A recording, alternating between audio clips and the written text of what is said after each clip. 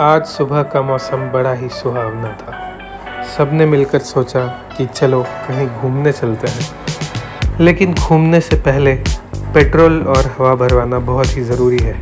इसलिए हम पहुंच गए पास के HP पेट्रोल पंप। पेट्रोल और हवा भराकर हमने रवानगी डाल ली। जल्दी जल्दी तैयारी करके हमने बैग पैक करके गाड़ी में रख लिए थे और रास्ता थोड़ा लंबा, करीब 2 घंटे का था।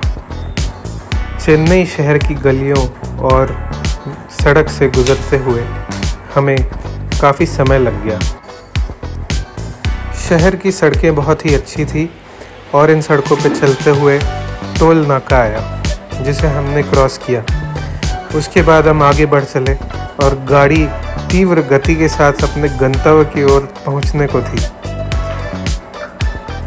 कभी पहाड़ियों से होकर गुजरती तो कभी खेतों के बीच से। खिड़कियों से आती हवा सभी को बहुत भा रही थी। रास्ते भर गाने सुनते, हंसते बोलते, बातें करते और दृश्य देखते हुए हम आगे बढ़ते रहे। शहर के बाहर की हवा अलग ही होती है। कभी बकरियां तो कभी गाय हमारे रास्ते में आती रहीं और छोटे शहरों की छोटी छोटी गलियों से होते हुए हम पहुंच गए Sheraton grand Chennai resort. Resort बहुत ही खूबसूरत था। हमने अपनी गाड़ी लगाई और दृश्य देखने में व्यस्त हो गए। सब लोग रिजॉर्ट के अंदर घुसे और देखा यहाँ पर कुछ वाटर बफेलो की मूर्तियाँ रखी हुई थी और जो कि पानी में ही बनाई गई है। यह दृश्य बड़ा ही सुहावना था। पीछे देखा तो गहरा नीला समुद्र और खुला आसमान, जिसे देखकर मन बहुत ही प्रफुल्लित हो गया।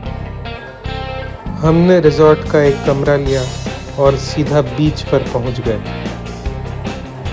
वहां रेत पर खेलते हुए, पानी में भागते दौड़ते, कभी तस्वीरें खींचते तो कभी लहरों के साथ नाचते हुए पूरा दिन कब बीत गया हमें पता ही नहीं चला।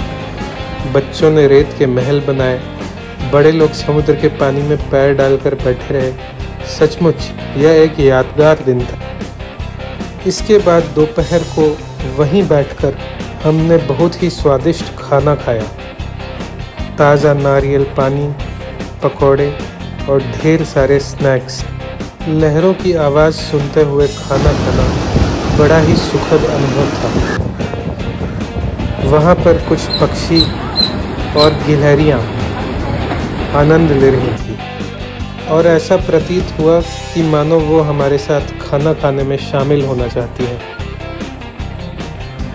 खाना बड़ा ही स्वादिष्ट था और ये गेस्ट को लाने के लिए बैटरी चालित गाड़ी भी। खाना खाने के बाद हमने रिजॉर्ट में ही आसपास भ्रमण करना शुरू कर दिया और हमारी बच्ची को प्ले एरिया दिख गया, जो उसका सबसे पसंदीदा पास टाइम है।